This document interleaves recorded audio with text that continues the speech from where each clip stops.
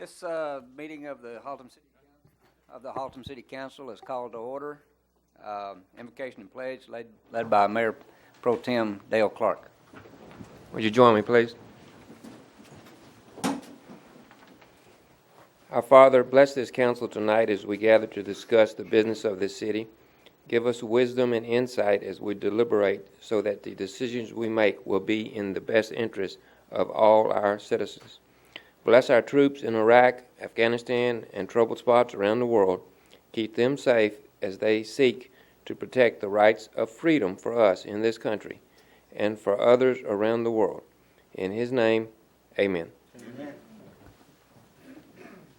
I pledge allegiance to the flag of the United States of America and to the republic for which it stands, one nation under God, indivisible, with liberty and justice for all.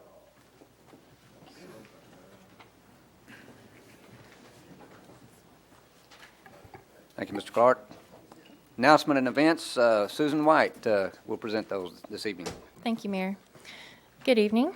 This is a reminder that the Haltom City Curbside Recycling Service is going citywide. Bin distribution began last week, and residents may begin recycling in October. Every Haltom City resident will receive a bin to be used to recycle paper, plastics, metals, and glass. Details on what can be recycled is being distributed with the bins. Information is also available on our city's website at www.haltomcitytx.com and on Channel 27, the city's municipal access channel on Charter Cable. IESI may also be reached for more information. Their number is 817-222-2221. The Haltom City Police Department is observing October as National Crime Prevention Month. Residents are encouraged to meet with their neighbors and organize gatherings to talk about crime prevention and to support and organize neighborhood crime watch groups. For information, please contact Sergeant Gene Rao with the Haltom City Police Department at 817-759-2124 or 817-222-7100. The paper recycling program to benefit the new Haltom City Public Library is going well. Bins for collecting paper are located at the library, Fire Station Number 3, and at the Senior Citizen Center. Acceptable items include newspapers, magazines, shopping catalogs, office and school paper, mail, and phone books. Excuse me. Please mark your calendars and plan on attending the Haltom City Fire Rescue Open House. It is scheduled for 10 a.m. to 2 p.m. Saturday, October 13th. It will take place at Fire Station Number 1 at 5525 Broadway Avenue. The event will feature tours of the station, free food and beverages, demonstrations, and information about fire safety. National Fire Prevention Week is October 7th through the 13th. The Haltom City Senior Center will host its annual Spaghetti Dinner fundraiser this Thursday, September 27th. The service will begin at 5 p.m., and the meals will include spaghetti, salad, bread, and a beverage. For tickets, which are $5, contact the Senior Center at 817-834-8021. The center is located at 5000 Bernice Street. A fund has been set up for the Haltom City children that were burned in a fire. If you wish to donate to the fund, make checks out to the Green Children's Fund, care of Texas Wesleyan University. Money can be dropped off at the Office of Advancement or mailed to the following address. The Green Children's Fund, Texas Wesleyan University, Office of Advancement, 1201 Wesleyan Street, Fort Worth, Texas 76105. It's All Good Resale Shop, a Haltom City business located at 5012 B. Stanley Keller, has organized an additional fundraiser for the children. The fundraiser will take place on Saturday, October 13th from 11 a.m. to 3 p.m. They will be accepting monetary donations, items for a raffle, and cakes for a cakewalk. All the funds that are raised will be put into a trust fund with Washington Mutual. The website Weekly Stats Report shows that for the week of September 17th through September 23rd, our website experienced approximately 9,000 page loads and approximately 2,700 unique visitors. This report shows that our website is an asset for information and promotion. That's all I had. Any questions for Susan? Thank you. Thank you. Appreciate it. Next on the agenda is the monthly financial report for August. Mr. Joel Welch, Finance Director.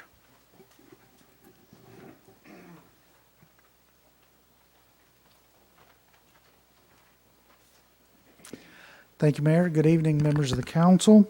Enclosed in your packet is your monthly financial report for fiscal year 2007. This is the month August. It is the 11th fiscal year, or 11th month of the fiscal year. And we're pretty well getting very close to winding this thing up. At this point, it's nice to be able to say that the general fund looks like it's going to come in about where we expected. You may recall a few months ago we were doing some projections, and with the budget, we've been doing some projections that were indicating the potential for a fairly strong finish in the general fund, and so far we haven't seen any big surprises in there. Taxes are very close to projection. Sales taxes are slightly exceeding expectations. Of course, the real impact on the general fund this year has been greater than expected municipal court collections, and the state fair project, of course, really pumping the licenses and permits for the year. So the general fund is in a very good position revenue-wise. As far as spending by the departments within the general fund, the departments have been very faithful stewards, and so we're looking at a good finish in the general fund. Conversely, the water and sewer fund is slouching toward the end of the fiscal year. It's normal rainfall, 32 inches. Last year, I was up here lamenting the fact that we were 14 inches below normal. This year, I'm lamenting the fact that we're 16 inches above normal. As off target as the June sales, well, as off target as the June sales were, and then the July sales, our August sales look just like the other 2 months, just significantly off. We've had so much rain that the watering just never has picked up. As y'all may recall, we did ask you to implement rates early, but those are not going to show up until the September billings. And so August was the last month of the old billings, and we're just struggling along in the water and sewer fund. I'm projecting at this point that we may finish in a slightly weaker position than I had anticipated. Last month when I talked to you, I was talking about a ending cash and investments balance of about 8.7%. It may wind up being closer to 7.7 to 8% unless something changes. We have been doing everything we could to restrain all the spending on the water and sewer fund to the point that we've been practically doing nothing but maintenance and payroll. And that's been everything that we could do to hold it together. We have been talking periodically through this process with our financial advisor, Mark McCliney. He's here tonight. Of course, y'all saw him in the workshop about the market's impression of this situation, and his response was that other cities like us are having the same problems. The markets are aware of this type of situation, and of course they're paying attention to how we're reacting to this problem. They know about the problem. They just want to see what we're doing, and of course this council's already responded proactively to the situation, so we're going to keep working with that. As far as the other funds, the Economic Development Corporation is going to have another good year. They're going to be solidly under budget on expenditures. Revenues will slightly exceed expectations, and we'll have a strong fund balance there. The crime district is it's going to wind up about where we expected and about where we've been kind of briefing the council it would wind up. It's going to rebound from this situation, but it is going to come in a bit of a negative state at the end of the fiscal year, but it will be rebounding over the course of the next fiscal year. We anticipate over the next 2 fiscal years for certain. Let's see, that's of the operating funds, that pretty well covers them. The drainage utility is going to finish in a good position this fiscal year. Expenditures have been well contained. Revenues have remained predictable. And so we will wind up in a little stronger financial position in the drainage utility than we expected from mid-year until the last couple of months. But as far as the investment portfolio goes, this is the situation that we've been kind of expecting. Our benchmark is starting to drift downward a little bit. Our yields are starting to moderate in terms of growth. You know, through much of this fiscal year, our yield each month has been rising a little bit each month, and we had caught the benchmark and surpassed it a bit. And now with the change in the rates from the Federal Reserve, we're going to see some more volatility. I think that they really thought when they lowered rates they'd bring some stability, and I think they also had to consider the possibility of further volatility in the rates. And we saw rates initially go down, and then the inflation fears kicked in, and then we saw the rates begin to move back upward again. So this does not signal for the staff any change in our current practice of investing. We take a longer range look. Even though our weighted average maturity is not that terribly long, we float around 140 days, sometimes up to 180. But the reality is we continue to invest as we have. We continue to ladder the portfolio. When we get a maturity, we reinvest if we possibly can. And so basically it's been our philosophy that we were going to protect the city's money. We were going to get the best yield we could while first and foremost protecting the city's money, and that we would just ride the yield curves as they move back and forth.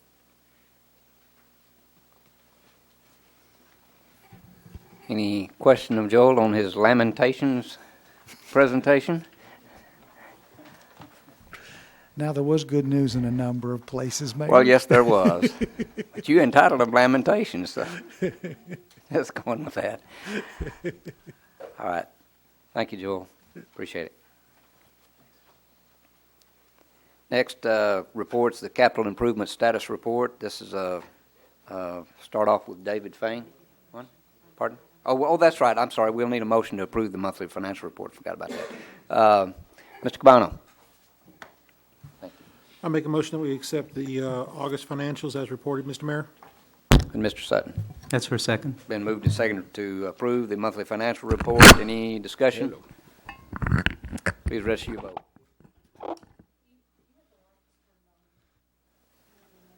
Not anymore. That is unanimous.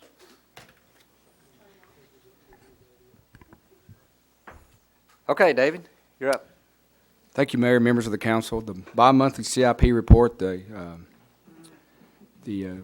bad news is I have no PowerPoint presentation. The good news is Mr. Barnett does have a PowerPoint presentation to update you folks on the library. With that said, I'll move on to update you on street projects. The first project before you is the council did award a contract for mill and overlay on August the 13th of this year to Reynolds Asphalt to mill and overlay 25 streets in our community.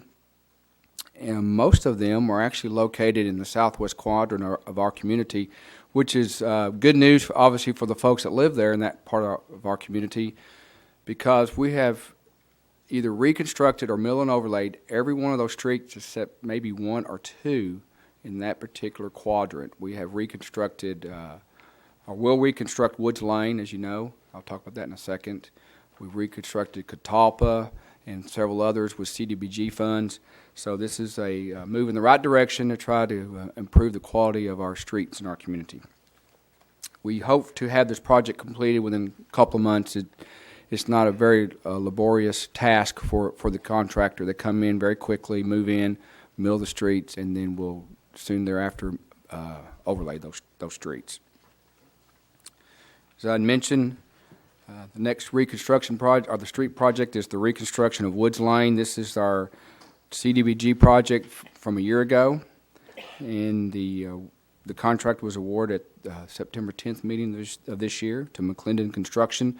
They are a great firm. They've done a lot of work in our community, as they have in a lot of other communities. Looking forward to working with them. I was asked about how long this will take. It'll take probably about a year. It's almost $1 million project. If you're familiar with Woods Lane, there's no curb and gutter on the street. There's no sidewalks. So this will be a vast improvement for those folks that live on that street. Reconstruction of Dana Drive. The engineering services contract was awarded to our engineering firm, Tignall and Perkins, and that cost was $142,000. This is this year's CDBG project, so we're always a year behind. Just to keep you updated here, we're doing Woods Lane now as far as reconstruction, actually the physical work, and then about this time next year, Dana Drive will move forward. The reconstruction of Meadow Oaks from Webster to Vicky. This has been a project of our department, the Department of Public Works, with our construction department.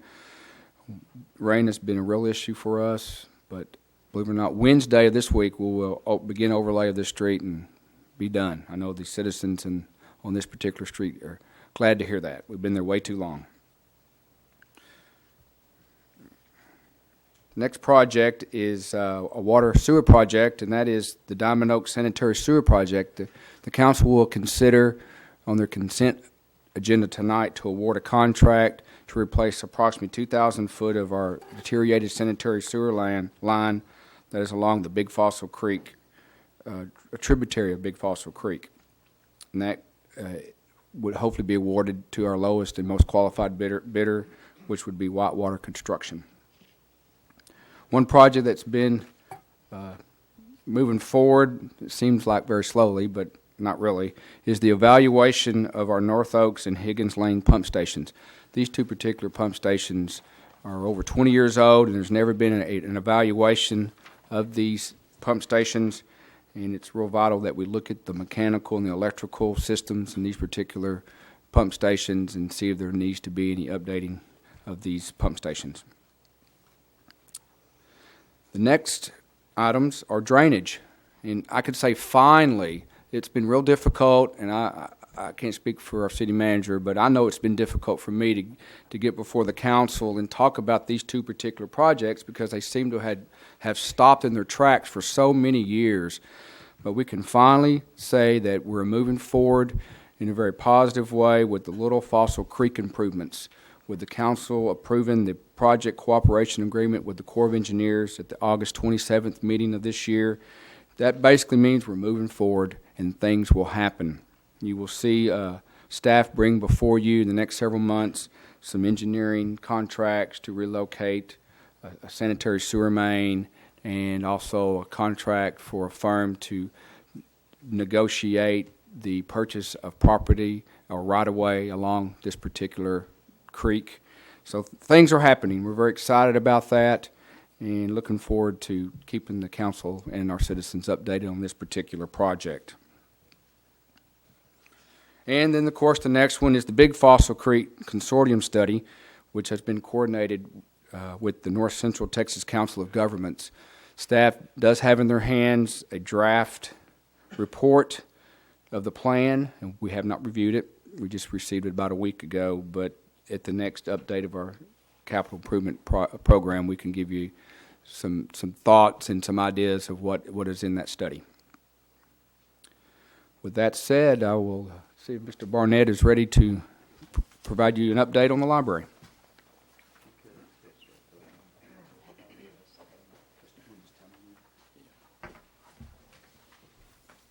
Good evening, Mayor and Council, and ladies and gentlemen. I've brought before you several times in reports on the library as we've been doing things to get ready for the site and then to award the contract for our construction of the library. David, you want to go to the next slide, please? And it's not wouldn't be real colorful for me to bring to you a picture of a telephone pole because we're going to move a telephone line or a electrical line. So we haven't had a lot of things that are going out there in the past. And it's not going to do me any good to bring you a lot of pictures tonight to show you different angles of dirt being moved. So I've got a few slides here I want to show you. This is the artist rendering, which we have along Haltom Road. The architects did have this made, and they did put a sign up there. We had some smaller versions made. There's one also at the library currently, so the citizens can see what the final product's going to look at. And also I wanted to make sure that those who are out there doing the construction had an idea of what in the world they were building So hopefully this is what our project's going to look like. What you're looking at now is the looking north to the entrance from the parking lot. David, if you will. Progress report. Construction projects always seem to look like they're starting very slow. There's a lot of things going on behind the scenes, and this project is no different. This project has a large amount of underground work that's being done currently, including the utilities, 96 foundation piers to ensure foundation stability, and the grade beams to support the hollow plank floor panels that were designed for this particular structure. The flooring system includes 8-inch thick hollow core panels topped with 2 inches of reinforced concrete. I could give you pictures of that, but it probably wouldn't mean anything to you. This system provides a very strong and stable floor for the library.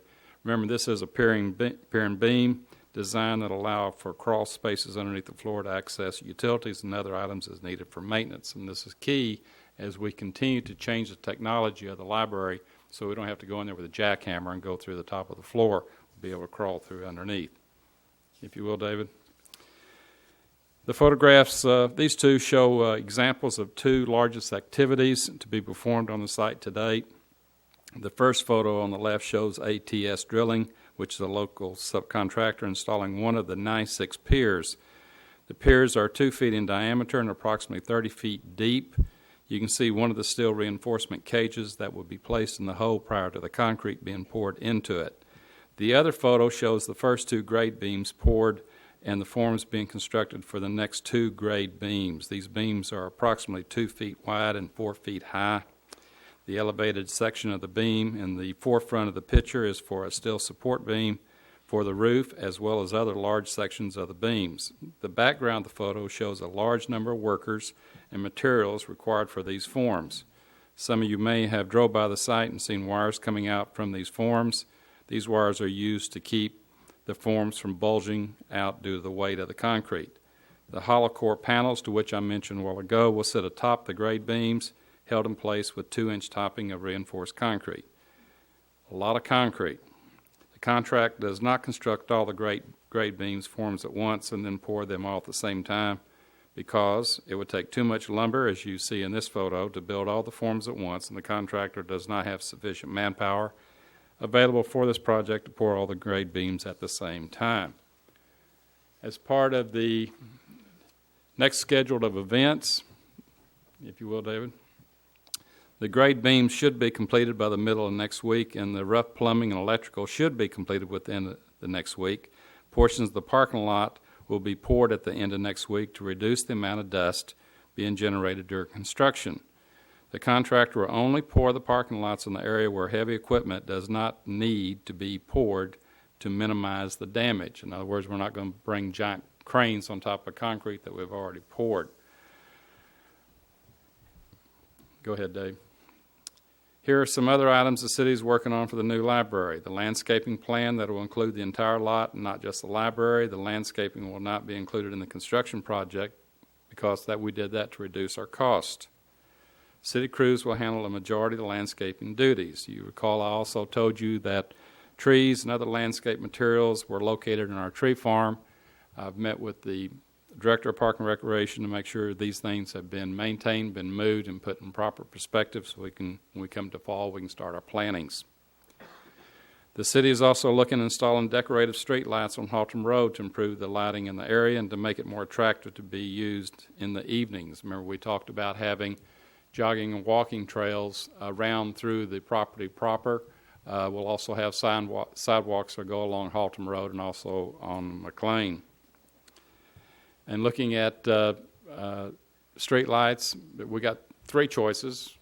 We can go with the wood, which is not very attractive, and we can look at a fiberglass pole, which I've gone up to Colleyville to look at some of those. Those have some challenges, and of course we could go with a steel post. Now currently we have a street tariff as part of our franchise within the city, so we can get the poles at no charge, and we can get the fiberglass at very little charge. But if we want to put in steel poles, decorative lights, it's going to cost us some additional money. How much yet, I do not know. But I'm looking at the possibility of fiberglass and also of steel. The overall look to the area will include a park-like setting on both the property to the north and south of the library. We talked about the acreage on both sides, particularly the drainage area and also the park area. The southern lot may include such amenities as a gazebo, walking path between the library and the gazebo. 5-foot wide sidewalks will be installed along Haltom Road and McLean to assist people walking to the library and those enjoying the amenities at night. The northern lot will also include walking paths and other features to entice people to want to gather at the parks and the library. The drainage ditch, or the water feature as we've been calling it, will be reworked to make it part of the park setting. Lastly, this is the first construction report that I've given you as far as having some photographs. When we continue to start our documentation, which we are, I'll bring those to you so you can see what the progress is, not only for you but also for the citizens to see this beautiful library being constructed. With that, I'll answer any questions. Any questions for Mr. Barnett? Yeah, Jim. Still July, right? July 15th to be exact. I'm glad you asked that question. Thank you. Actually, the contractor is pushing to be above our, beyond the schedule that was created for him because he knows he's going to have some bad weather coming up, so he's been pushing. Any other questions? Thanks, sir. Appreciate it.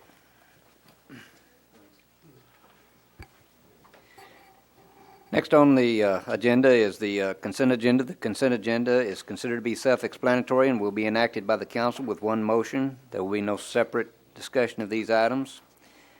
Approval of the consent agenda authorizes the city manager to implement each item in accordance with the staff or board recommendations. We have actually removed item 4 from the consent agenda, so the consent agenda tonight will consist of items 3, 5, and 6. Item 4 has been removed from the consent agenda. So with that, we'll have a motion to approve. Yes, Mr. Clark. Thank you, Mr. Mayor. I make a motion we approve the consent agenda as presented. Mr. Holcomb. That's for second, but that was with the removal of 4. Is that correct? Correct. All right, it's been moved and seconded to approve the consent agenda consisting of items 3, 5, and 6. Any further discussion? Please register your vote. And that is unanimous. Under the regular agenda, we have item 4. This is Resolution R-2007-01703, consideration and interaction amending Appendix C of the Code of Ordinances, otherwise known as the fee schedule. Joel, you and Christy are going to co-present? Yes, sir, Mayor. Okay. Yes. All right. I'll kind of lead off and endeavor to be brief. Since 2003, the city has grouped all of our various fees into a fee ordinance. And since 2005, when we modified the ordinance 2005, Anyway, since 2005, we changed the ordinance to allow us to bring the change in fees by a resolution. And so tonight we're bringing the proposed changes, and there are a number of them. Most of them are in the area of library, parks and recreation, senior services. And with us tonight is Christy Pruitt. She's Recreation Supervisor, and she'll be available to answer any questions you have about those fee changes. And I will talk, comment upon the other 2 changes that are actually occurring. There's 3 items here, but one of them is where a fee is being deleted. The other items is increasing a utility billing temporary customer deposit from $45 to $50, and then another one that establishes a new water rate structure. And this one has a little bit of a sticker shock feel to it. The rate on it really is $9.04 per 1,000 gallons, but this is for a very narrowly defined type of service. This is for an oil and gas firm that would be drilling to and then subsequently needing water to do their fracturing. And as such, they pump massive amounts of water very quickly. And it can have an impact on us in terms of our max hour and our max day. and that's the monthly fee that we pay to Fort Worth Water. So when you, if you have a customer like that, you have to design a rate that will take into account the possibility that they're going to have a material impact on your max hour, max day. I borrowed the rate-making methodology on this from another city who had already adopted it. I will say the likelihood of this fee getting used very often is somewhat slim, because it seems to be the practice, at least on this side of the county, that the oil and gas people typically drill their own wells and pump their own water. But if we get into a position where someone needs the water, I just did not want to be in the position of not being ready and able to protect the city from any potential impact. But I'm going to pass it over to Christy if y'all have any questions about the other fees in here. Come on up, Christy. Thank you. Did y'all have any questions regarding any of the Parks and Recreation fees we've added? Well, yeah, would you just kind of give us a broad brush about what we're trying to do and some of the Yes. adjustments you're making? You don't have to go, each one Okay. by one. We just kind of want the citizens to know that some of the things that change, and maybe the ones that you think will probably be the most impactful. Tell us Okay. about those so they'll know. Absolutely. They're very nominal increases that we are asking for. It's typically a $5 increase. On the membership side, we've added an extra $5 on some of those fees to account for a new ID card. We did purchase a new ID system along with new software, and that's just going to help with the maintenance of those systems and keep that running and the cost of materials to provide those cards. The biggest thing that we have added are monthly membership fees now for our fitness room. We've had a lot of requests for that. Sometimes the $60 fee for the residents is a lot to pay up front, but they can easily pay the $10 a month. We've had a lot of people tell us that, as well as the non-residents. The $120 fee up front can be a little encumbering for some of the households around here. So it's come at the request of our patrons, and we've listened to that, and hopefully that'll be something that will be included as another option and be able to provide a service to more of our residents. Most of it's just, probably the senior center building rental that has gone up by $20 an hour. What we're looking at doing, the majority of these increases is to increase our revenue stream in the Parks and Recreation Department. This will also, in turn, hopefully come back to us to help increase the maintenance and purchase new items or repair items that need that done in the parks, the playground equipment, the picnic tables, the grills that are getting constantly used. So these fee increases will help with the maintenance and repair and replacement of those items as well. But going back to the senior center, the increase there is we're hoping to provide another service that we don't typically offer. Is because the rec center closes early on Fridays and early on Saturdays, we have a lot of requests for after-hours rentals. On Friday nights or Saturdays, we can utilize the senior center, but the increase is going to actually help cover our staffing for after hours there. So that's the primary use for that increase in those fees, and the building deposit as well. All right. That sounds like some good things going on down there, and we appreciate it. Any questions for Christy on the? Yeah, Mr. Clark. Thank you, Mr. Mayor. I've got to ask the definition. Yes, sir. Restroom key deposit. That is for a key to actually open the restrooms at the parks. We do keep those restrooms locked on most of the parks. I believe Buffalo Ridge and Haltom Road are the only ones that are open. The rest of the parks we keep locked to hopefully eliminate vandalism and overusage in those areas as well. Is there a penalty for if they lose the key over that period of time? They just lose their deposit. They lose that deposit. That $25 is basically they get the key. When they return the key back, they get that deposit back. So the reason we keep that money is if we don't get the key back, that is helping us replace and get new keys made. That's an extremely high cost for us. Okay. The $20 and $25 is certainly going to help. Thank you. Ms. Reese. Yes, Christy. What are the hours of the rec center and the hours of the fitness workout area?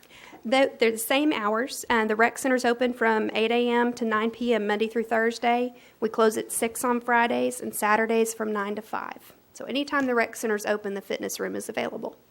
And I've got one I have to just ask. Do we have an outside company that comes and does the cleaning of the rec center, or who does it and when do they do it? And The same janitorial service that cleans all of the city buildings cleans the rec center.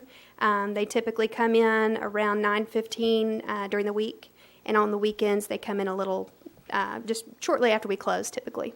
They'll come at 5:30 on Saturdays. but you said they close at 9. During the Right. week, Okay. All right. Yes, thanks. ma'am. Mr. Sutton? Thank you, Mayor. Hey, Christie, with the shelter rentals, did you compare those fees with any of the other cities around here, for instance? Yeah, and how do we compare with them? We are actually on the very low end of shelter rentals. The $5 was just blew us away. Most other cities charge in the upwards of $20, $25 an hour. They also have nicer facilities. Right. But we are counting that increase that we did. A lot of these fee increases are due to research and just kind of surveying the other cities in our area. So we are on the low end. The $10 is still very, very reasonable. In fact, on the low end of what other cities are charging. So we're hoping that this will help us maintain the shelters and the facilities a little bit Yes. better. That's fantastic work. Thank you. All right, thanks. Anyone else? Thank you very much, All right, Christie. thank you. Well, with that, we'll have a motion to dispose. Mr. Sutton? Thank you, Mayor. I move to approve resolution number R-2007-017-03, amending Appendix C of the Code of Ordinances. Ms. Branson? That would be for a second, Mayor. Okay, it's been moved and seconded to approve item 4, resolution R-2007-017-03. Any further discussion on the dais? Please register your vote. And that is unanimous. Next on the agenda is item 7. This is ordinance number O-2007-021-02, approval of fiscal year 0708 salary plan and schedule of full-time budgeted positions. Tony, you want to tell us about that? Sure. Mayor and members of the City Council, as you recall, you authorized the staff to conduct a compensation and classification study. We've done that, and we used a company called Public Sector Personnel Consultants. What they did is they came in and evaluated all of the positions that we have at the city, and they have written job descriptions for every position, and then they went out and gathered some market data using the comparator cities that y'all approved, and they gathered market data to determine where the positions needed to be classified. The result of the study will result in several changes, and I'll go over those with you. It will result in adjustments to the minimum salary of employees that fall below the minimum of the new pay range. There will also be adjustments where compression exists. There would be compression in multi-incumbent positions like maintenance worker, police officer, where there are a lot of employees. If we move the minimum of the ranges up and we don't move for the adjustments for compression, everybody will be clumped together down at the bottom of the range.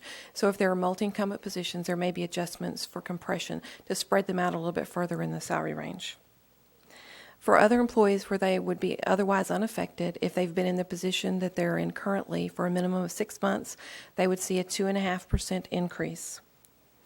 This pay plan will now reflect a market midpoint that's an average of the comparator cities, which is going to be very beneficial to the city in terms of recruitment and retaining employees because it puts us in a more competitive spot with our pay plan. For the sworn public safety employees, they'll be going to a 2.5% steps. So they're on a step plan, and the difference between each step will be 2.5%. As a result of that, the average merit increase for employees that are not on the step plan, which would be everybody other than sworn police and fire positions, that average will be 2.5%, and the range will be based on performance, and it'll be 0 to 4%. This plan also provides for a lump sum merit payment to any employee who is at the top of their range or through their salary adjustment would go over the range. They would go up to the maximum, and any excess that they were due would be paid lump sum. This provides an incentive to employees to continue to do good work, even though they may have reached the top of their salary range. Now, these changes would be effective on October 1st, and they would be for all hours worked beginning October 1st. So the employees actually wouldn't see any change in their salary until the second pay period in October. One of the attachments is the pay plan. It represents all the positions. They're sorted by job family. They also include the salary range for every position, as well as the minimum, mid, and max for each position. Additionally, you have a schedule of budgeted full-time personnel, and during the work session, I passed out a revision to this document. This shows all of the budgeted positions within the city and includes some of the new positions that have been included in the budget. Those positions are in an information technology department that's being developed, a director of information technology, in the fire department, an emergency management coordinator. These duties are currently done by Perry Bynum, and he is classified as a firefighter driver, so he would move to the emergency management coordinator position, and that would free up the firefighter driver to go back and do those duties at one of the fire stations. It also includes the reclassification of 3 firefighters to lieutenant.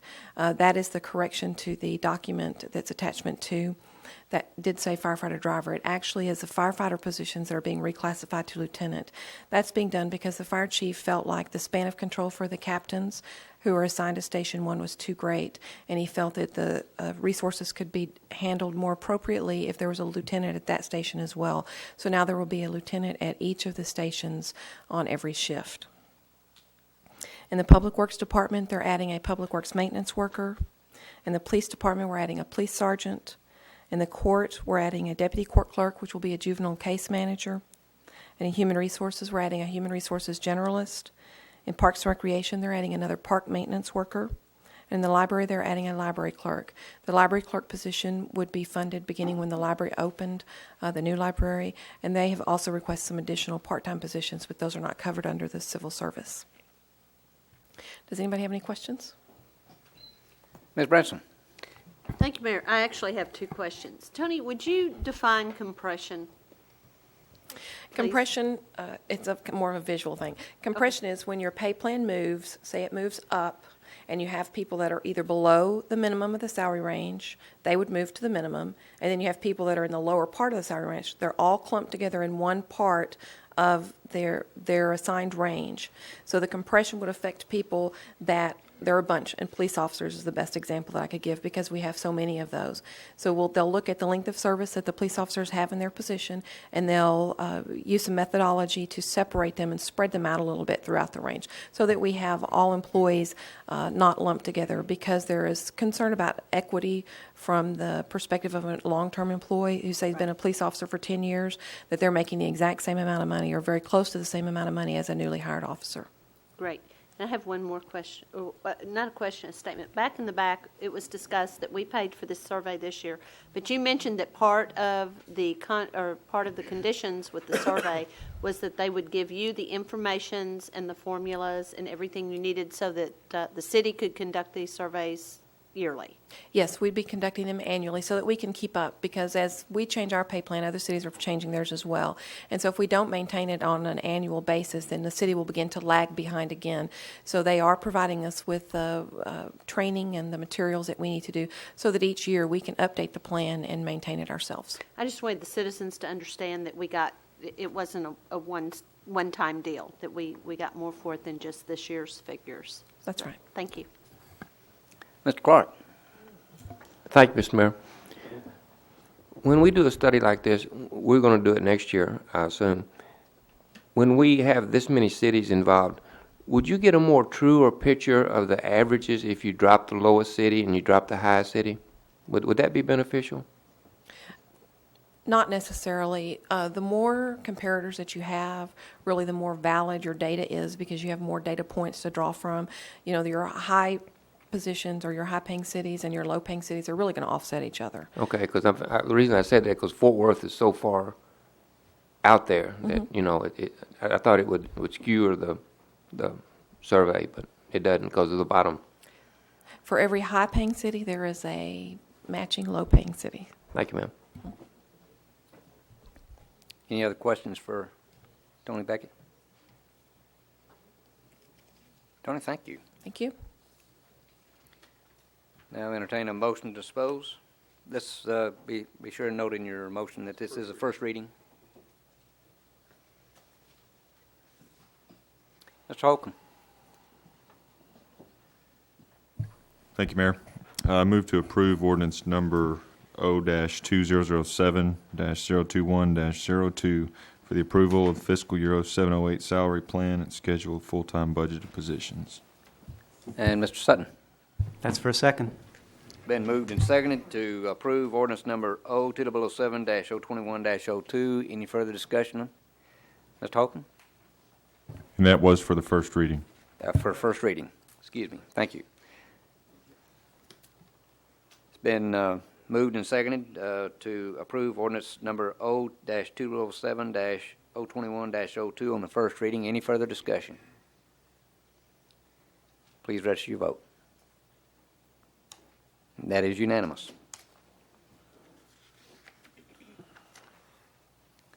Next item on the agenda is item 8, ordinance number O-2007-017-03, consideration and or action adopting the fiscal year 0708 budget. This is for the second reading. Mr. Welch. Thank you, Mayor. As the council will recall, at the last council meeting, we read into the record the ordinance O-2007-017-03, adoption of the budget on the first reading. We've also conducted the public hearing in compliance with the city charter. The fiscal year budget totals $74,466,322 and includes a proposed property tax rate of 59.83 cents per $100 of assessed value. The budget is balanced in compliance with the city charter and applicable state statutes. This is a regular agenda item, so we don't have to do a public hearing or anything. It's just for consideration. All right. Any questions for Mr. Welch? If none, I'll entertain a motion to dispose. Mr. Hutchison. Mr. Mayor, I make a motion that we approve ordinance number 0-2007-017-03, the second reading of the fiscal year 2007-2008 budget. And Mr. Cabano. That's for a second, Mayor. It's been moved and seconded to approve ordinance number O-2007-017-03 on second reading. Any further discussion? Please register your vote. That is unanimous. Item number 9, ordinance number O-2007-018-03, consideration and or action adopting the fiscal year 0708 tax rate. And this, too, is a second reading. Ms. Welch? In accordance with applicable state statutes, we have conducted the 2 required public hearings. We have had the 2 record votes that were required by the tax code and by the local government code, and you have approved this ordinance O-2007-018-03 on the first reading at the last meeting. This is for the second reading and final approval of the proposed property tax rate of 59.83 cents. This is 3.17 cents higher than the FY07 approved tax rate of 56.66 cents. It's a 6.1% increase over the effective tax rate. And I have included language at the bottom on the exact proper wording for the motion should the council choose to approve. Thank you, sir. Any questions for Mr. Welch? Thank you, sir. We'll have a motion to dispose. Mr. Hutchison. Thank you, Mr. Mayor. I move that property taxes be increased by the adoption of a tax rate of 59.83 cents. Mr. Cabano. That's for a second, Mayor. Been moved and seconded that we approve ordinance number O-2007-1803. Let me see if I can repeat that.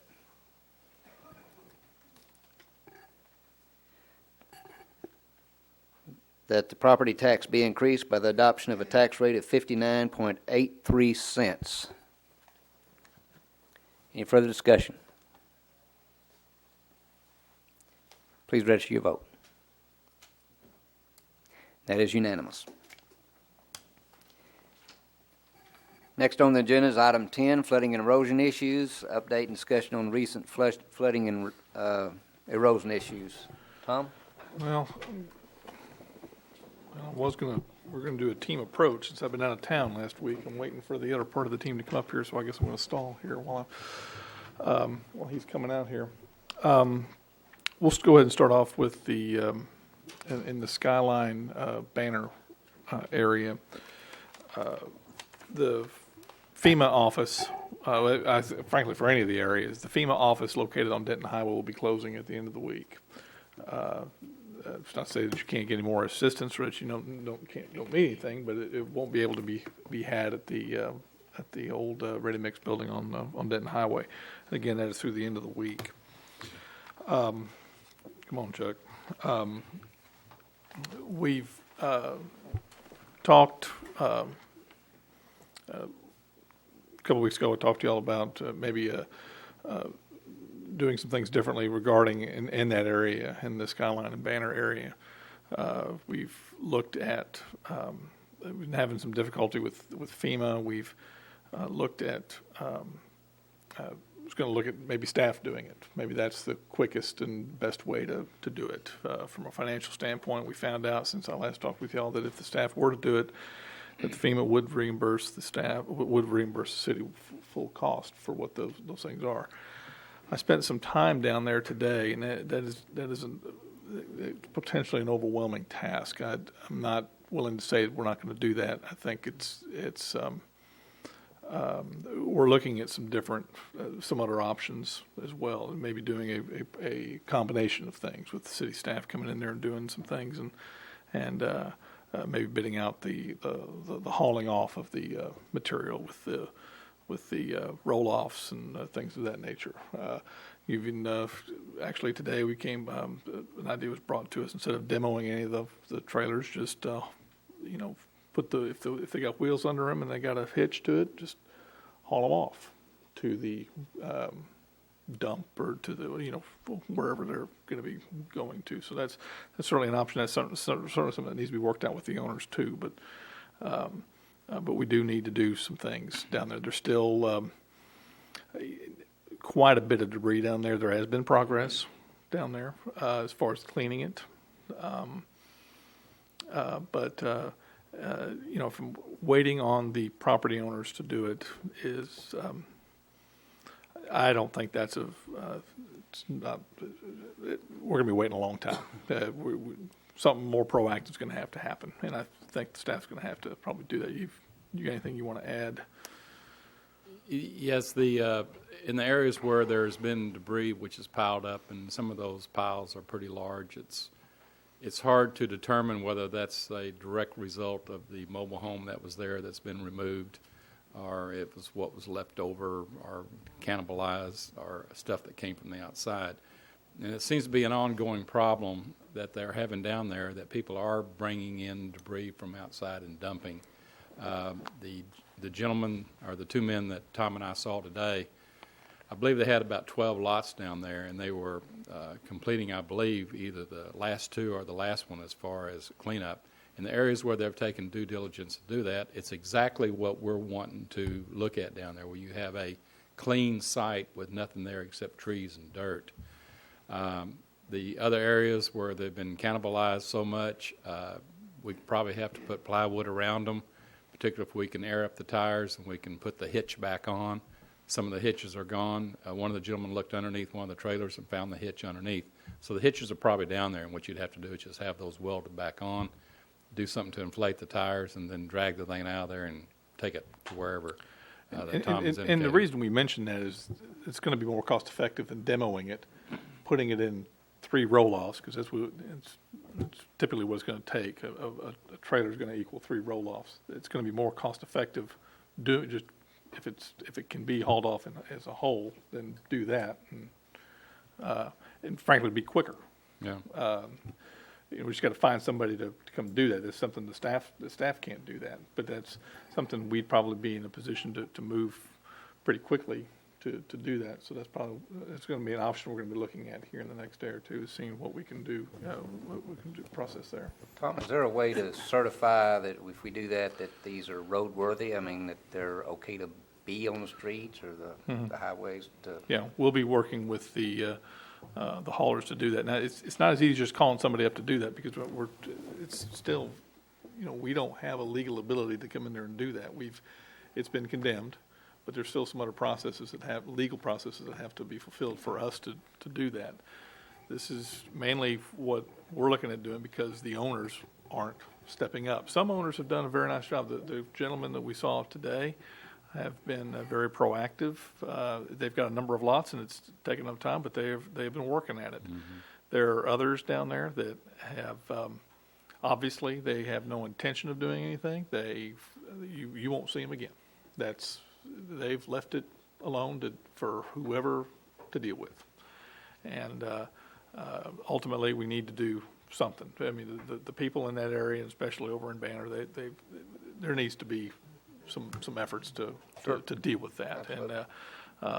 And we've probably got to be more a part of the process instead of having an expectation that the owners are going to do that. And we've had legal problems in trying to get that done, but we think we've identified some of those areas, and I think we're going to be able to move on some things. Just two items, if I can, Mayor. We haven't seen the checks and balances as far as individuals going in and getting their relocation dollars that's been awarded to them by FEMA, where I'm afraid in some cases, and I don't know how many, they may have received the relocation money and then has taken the money and they're not going to clean up the lots. You do have some that have, so it's not 100% that haven't done that. As Tom has indicated, we're continuing to deal with the feds, FEMA, in trying to get through this process. It's still probably going to require some type of bidding it out. We won't probably have to advertise and get sealed bids. We can probably get written bids, and then we can do something with the dumpsters because we'll bring in some large roll-offs to do that. I believe that when Public Works did the demolition on that one in the trees, I think you told me it took three loads, I believe, for one. Yeah. I counted about 21 mobile homes that were down there that still remain that are going to have to be removed one way or the other. So I think we're still going to have to go through some bidding process here, but I don't think it's going to have to be a formal bidding process. Well, are we cooperating with FEMA to make sure that the proper remuneration takes place if someone has received funds to remove the stuff from their lot and have not done that? Are we working with FEMA to recuperate those funds or take other measures? You want me to stab at it, or you want to try it? Go ahead. Hopefully it's better than the one I was going to say. Yeah, I think it's very difficult when we're on one side of the fence here and everybody else is on the other side going and they're applying for help and they're getting money, that they're saying they may sign some document. I'm not exactly sure what the total process there. They're going to go in, they're going to have some responsibility to clean up. Then the question is, they cash the check and they get it and they've left, then who's going to go find them? Is FEMA available to give us that information? I mean, I plan that we would have that kind of coordination. I got a memo or email today. I believe we're going to have a walkthrough. I think it's next week. I'm trying to remember which day it is. I think it's on Monday or Tuesday. I can't remember which. And we'll go down there at 1 o'clock, and I plan to talk to the person in charge down there with FEMA to find out what's happening and let them know. But I'll probably do that this week. I'm not going to wait that long. Let them know we do have some genuine concerns. Yeah. There doesn't seem to be a follow-up from FEMA on what people do with their money once they get it. Once they get their check, Well, we can identify which properties are needing attention and help them ascertain that, can we not? I mean, I think that's absolutely. Yeah.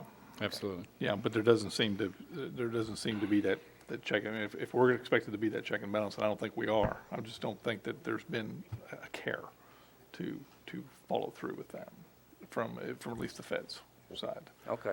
Well, can we help them care? We will. We'll be talking to them about it, but I'm more interested in affecting a a change down there. Yeah, Instead of absolutely. still chasing bureaucracy, Yeah, which we've been right. doing for a while, something needs to go on down there. Yeah, we need to clean that up. I mean, I'm just saying. there are some folks that are really trying. Yeah. The gentleman we met today, and there's some other folks down there that are working, but for the most part, there needs to be a change. We can't continue as we've been doing. There's going to have to. We got to do something, and that's what I'm looking at doing is doing something. All right. Any other questions? Well, that's just on that portion. Okay. Well, if you've got any questions on the Skyline Banner stuff, go ahead. Jim? Yeah, just, we'd heard that FEMA was going to reimburse if the city got down and did the work, but would not reimburse if we had to contract out. That's still not true? entirely true. That's not entirely true? FEMA will reimburse the city fully for costs that it incurs. Now, when we first started this, we were told that they were only going to reimburse us overtime costs, Right. not regular time costs. Well, now that's changed. Or maybe I have a better understanding of it. Maybe that's more appropriate. Okay. I've got a better understanding of it to where, no, that's not the case. The city will be fully reimbursed for stuff that our staff does. Now, if I were to go out and hire ABC company to come in and do the cleanup, we will only be reimbursed 75%. Okay. And to do that will require a formal bid. I mean, the bidding that Mr. Barnett was talking about within our own purchasing policies, we've got some flexibility to be able to do some written bids, which should only take a matter of days, whereas the more competitive bid process would take weeks, not a couple of months, to fully do. And if we were to hire a firm to come in and just say, okay, guys, there's the property, clean it up, that's going to take a competitive bid process. We would only be reimbursed 75%, and it would take much longer to even get them initially out there because that process is going to take a couple of months to do. Okay. That's why that's not attractive to Right. me. And in talking with FEMA, we were going on, well, if the staff does it, and what I was determining today, for the staff to do this, I mean, it may get to a point to where I've just got to shut down every project we got going on for weeks. Because if the staff is going to be doing it, it will take a long time. It gets into the question of allocating city resources. Right. And while that may be the more fiscally responsible thing to do, I'm not sure it's the responsible thing to do. If I can do a combination of it to where we're going to be more responsive that way. Like I said, like hiring somebody to deal with the roll-offs and taking it to the dump, because for the staff to do it, we'd be running dump trucks. Every dump truck we've got, we'd be running back and forth. Okay. And I'm not sure I got enough dump trucks to keep people working at that rate. Well, is there a it's not going to take much to fill up a dump truck. Is there a possibility, since FEMA would reimburse the city for expenses, if we leased some dump trucks? See, that's where, depending on us leasing them, would we be reimbursed full cost? Right. That may be a different cost. That may be, I would think there'd be some possibilities there. Okay. Rather than just us hiring ABC demolition firm, you go do it, then we're only. Right. And then you'll have to solve the question of, do we have enough people? Right, because if staff's going to do it, we need to rent equipment. We're going to need a grapple. Right. We don't have a grapple. Okay. We don't, probably something that's mounted on the back of a truck with an articulating arm. Probably, need 2 or 3 of them to do that. And then bring in the roll-offs. But even if we don't even do the roll-offs, if we're able to get somebody to come in there and just haul them off as a whole, that's almost like that. And frankly, we were both kind of thinking, why didn't we think of that before? That was a suggestion by one of the residents out there. Yeah, why not? What's the landfill care if it's crushed there or crushed at the landfill? It's going to get crushed. So if you can haul it out as it is, that may be the better thing to do.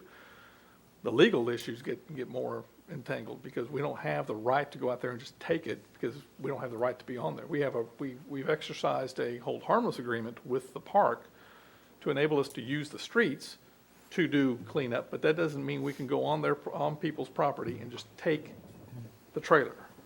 There's a process that's going to have to be observed, and that may take a while. I don't know. Do we know if the owner is going to have to sign something with the city, or is that the form it's going to take? There's probably going to be some things that are going to have to happen. The properties have already been condemned. All right. And Wayne's hearing some of this stuff for the first time because I haven't talked to him yet. But Okay. there are some things I'm going to have to work out from a legal standpoint. Okay. But But I'm just trying to let y'all know, I know there are some other obstacles with it, but Okay. this may be a better option. Okay. Sounds like a quicker option. Yeah, To but deal with it. there's always something ugly comes up and to stop us from doing it for whatever Okay, reason. thanks.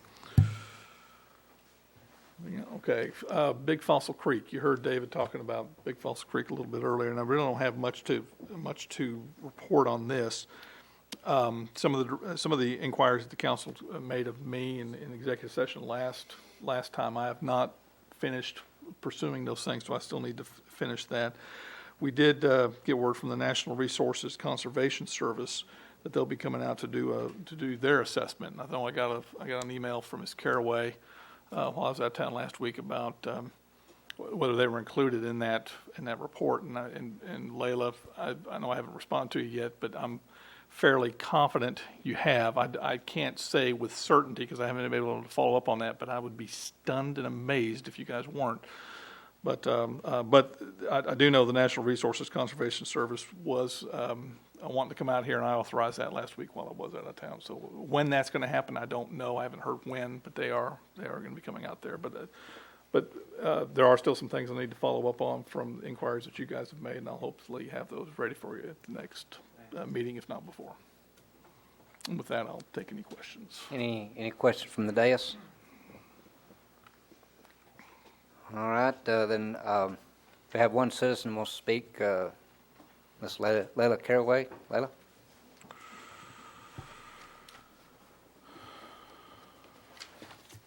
Layla Caraway, 5764 Fenway Court.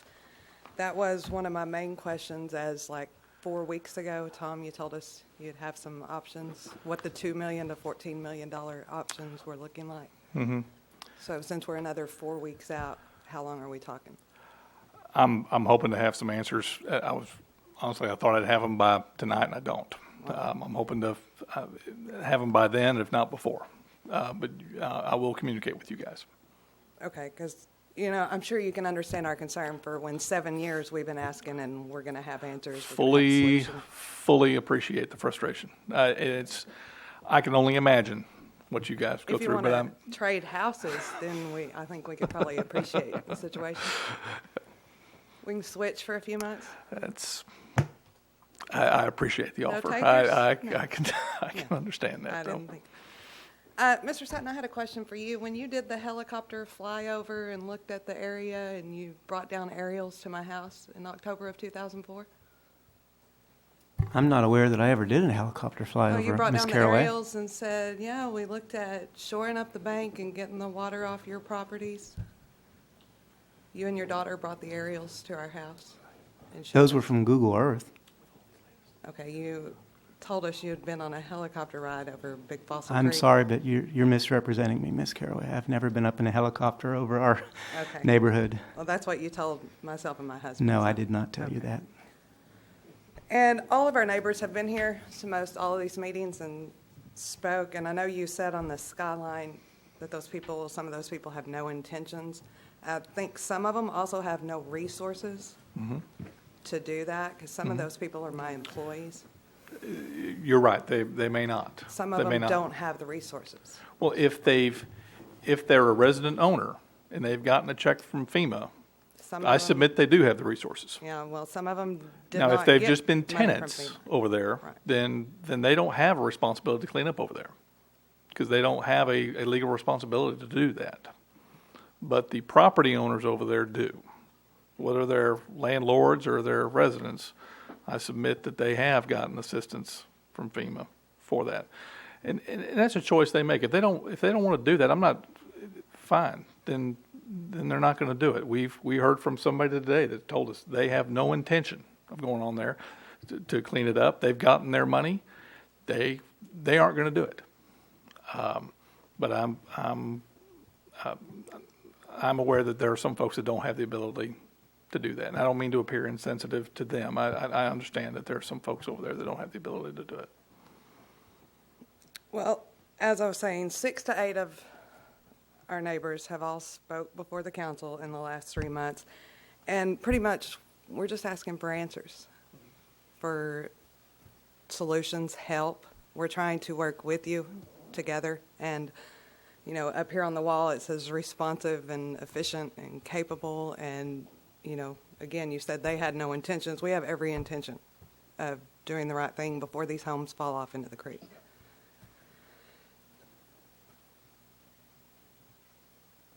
I go before Mr. Sutton. Also, the residents were asking about the purchasing of the other homes, the ones that are across from the library, the KB homes. Is that taking a priority over any of this? Buying KB homes. The I'm not- KB homes where the lots have been stopped being built on, right across from the library? That's a business decision of KB. Okay, well, those residents are saying they're waiting on you guys. They're not waiting on us for anything over there. Okay. We're not the holdup over there. Okay, thank you. Mr. Sutton? Yeah, I was going to say that answers have been given and communication has been shared. It's just that the communication is not accepted. And so, and that's unfortunately, we'd love to give an answer saying that this is taken care of. We have an infusion of cash of $14 million and we can do it. But that's not the answer we can give. And so just because you don't like the answer doesn't mean we haven't answered. Thank you. Anything else we want to cover on the flooding and erosion issue? All right, if not, we'll move on to the next item. It's a public hearing, item 11, P-019-07 and P-020-06. Conduct a public hearing in consideration and or action regarding the application of Charles Hook Surveyor on behalf of Robert Morales for the preliminary and final plat of Lot 1, Block 1 of Morales Edition. James, you want to tell us about that? Thank you, Mayor. Again, tonight we're looking at two plats. Since this is a tract of land, it's about a half-acre tract. It's residentially zoned. It's never been platted. Therefore, we're looking at the preliminary plat, which is P-19, and then we're looking at the final plat, which is P-20. Both the preliminary and final plat were recommended for approval to the City Council by the Planning and Zoning Commission. This decision was at the September 11th, 2007 P&Z meeting.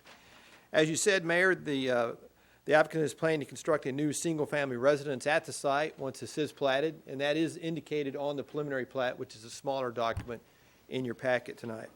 So therefore, I formally submit the 11/17 preliminary plat and the 24/36 final plat for your approval. And also, Mayor, Mr. Morales is here tonight at the hearing. Thank you, sir. Mr. Morales, do you want to make a presentation, or you just want to be available for answering any questions? That's up to you. No. Oh, okay. All right. Thank you. Any questions from the dais on this item?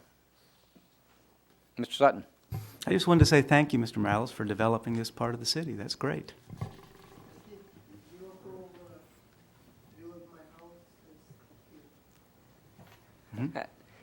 Any other questions on this item before I open up the public hearing? If not, I'll open up the public hearing. Anyone from the audience that wishes to speak? Seeing none, I'll close the public hearing and entertain motion to dispose.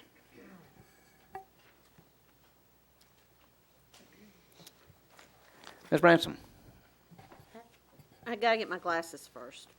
I move that we approve the preliminary and final plat that would be P-019-06 and P-020-06. And Mr. Sutton. That's for a second. Been moved and seconded. We approve P-019-07 and P-020-06. Any further discussion? Please register your vote. That is unanimous. Thank you. Next item on the agenda is item 12, ordinance number O-2007-020-03, consideration and interaction regarding issuance of combination tax and limited revenue certificates of obligation, series 2007. This will be the first and final reading. Thank Joel? you. Thank you, Mayor. Agenda item number 12 is the opportunity for the council to make a final decision upon the issuance of $6.5 million in 20-year term certificates of obligation. There is no call provision, as we mentioned to you in the workshop. There is no call provision on these bonds, so there will be 20-year bonds. At this point, the interest rate that was negotiated on these was 3.9%, which is a very attractive rate in light of the way the market is right now. And the use of the proceeds, I'm going to recap that very briefly, and that is that about $2,425,000 will go toward street drainage, water, and sewer projects, $2 million toward the library construction, $1 million for a public safety communications system, about $400,000 for fleet replacement, $250,000 for mill and overlay, about $189,000 for IT hardware and software, $17,000 for equipment, and the remaining balance of the issue for issuance costs and other such costs related thereto. And with us tonight is Mark McLiney, the council's financial advisor from Southwest Securities, and he'll be more than happy to address the council and answer any questions you may have. Thank you, sir. Any questions for Joel or Mark McLiney? Mr. Sutton. Just real briefly, Mark, you may want to say that we're getting a pretty good deal on combining these, the issuance of these, and in saving some administrative cost on it. The city could have issued these in multiple issues. We've had a habit, working with Joel as well as with Tom, to combine as many things into one issue to avoid multiple costs of issuance. And doing that is what we did here. It also entices purchasers. They can fill up their portfolio with loans. As you get larger than $1 million, pushing $6, $7, $8 million, you get more purchasers where they're willing to pay a little bit more, meaning offer you a little bit lower interest rate. So you're getting it both ways. And this has been a practice that Joel's implemented and we've used really since the last 5 years. 2004. Is that?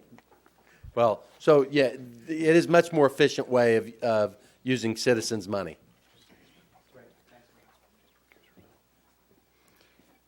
Any other questions from the dais? It has been brought to my attention that Councilmember Reese has asked to recuse herself on this item. Wayne, you want to just explain that? It's my understanding that as a part of the action item you'll be taking tonight, J.P. Morgan Chase Bank is serving as the initial paying agent registrar, and she worked for that company and just discovered that as we were going through this agenda item. So she has asked for my opinion on that. I've told her it would be best for her to abstain on voting on that matter. She's going to fill out an affidavit just for purposes, and she wanted the public to know that very good. That is her involvement in this. They're actually the purchasers also. Okay. They're buying it for their own account. Yeah. Okay. Mm-hmm. Okay. And that's why she's felt better to leave the room during this time too. So because of that, she's filling out a conflict of interest affidavit disclosing that she is employed by that company and she will not be voting on this matter. Thank you very much. Appreciate it. Any other questions for Mr. Welch or Mr. McLean? All right then. Mr. Hutchinson. Yeah. Either Mark or Joel, please explain the way we arrive at 3.9 and how we're locking it in. I think it's important for the citizens to know that too, as well as trying to combine things, how we got 3.9. Yes, sir. What we did is when the City Council authorized the Notice of Intention Resolution, we published that 2 weeks in a row, giving your citizens notice what we were doing. At that same time, we went out and submitted a request for bid straight to the end purchasers, where we received 4 bids, one from J.P. Morgan, one from Bank of America, one from Frost Bank, and one from Wells Fargo. The lowest bid was 3.9% interest rate. The highest bid was as high as 4.4. The second best bid was 3.93. At that point, we looked at various rates. Do we want to lock in? Do we want to use the call, the non-call? And we elected to go with the non-call because it would take 2 3/4 rate interest rate to refinance it for savings to the city.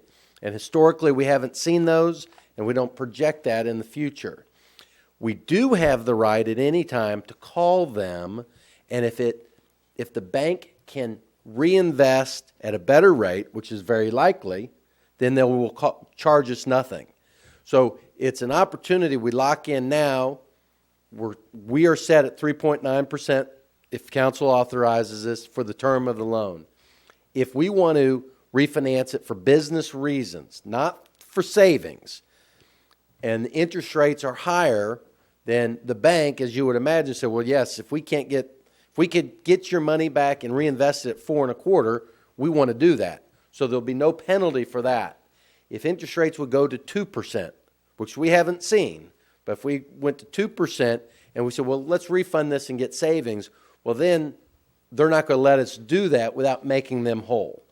But we did a historical analysis and saw that it hasn't happened where we can lock in, get the lower rates now for the first 10 years, and then it would take 2 3/4 interest rate on 20-year bonds to make it cost effective to refinance, and it doesn't make sense to take a higher interest rate now for a chance of getting lower rates in the future when we've locked in a 3.9% for 20 years. I hope that addresses your question. So that makes this, what we're doing right now, less risky, is Yes, what sir. it boils down to. Okay. That's what I wanted the public to hear. All right, any other questions on the dais here? All right, I'll thank you, Mark, and thank you, Joel. You might stand by in case a citizen has questions, because I'm fixing to open up the public hearing. Anyone from the audience who would like to speak? Seeing none, I'm going to close the public hearing and look for a motion to dispose. Mr. Hutchison. Yes, thank you, Mr. Mayor. I'd like to make a motion that we approve ordinance number 0-2007-020-03. It's consideration or action regarding issuance of COs of our certificates of tax and limited revenue certificates of obligations, Series 2007. This is the first reading. First and final reading. First and final, excuse me. All right, first and final reading. Okay, Mr. Holcomb. Thank you, Mayor. That's first, second. Okay, it's been moved and seconded to approve ordinance number 0-2007-020-03 in the first and final reading. Any further discussion? Please register your vote. And that is unanimous. Thank you, Mark. Thank you, Joe. Would you go retrieve Ms. Reese?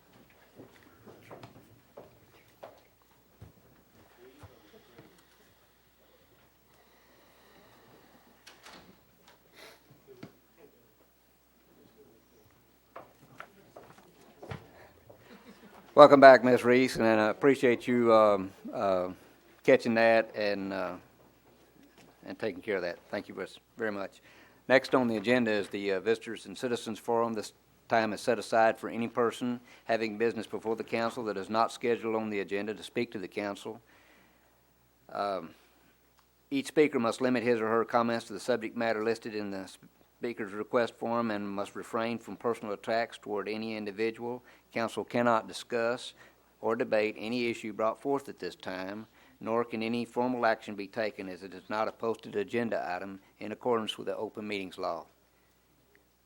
We have anyone wish to speak in the Visitor Citizens Forum tonight?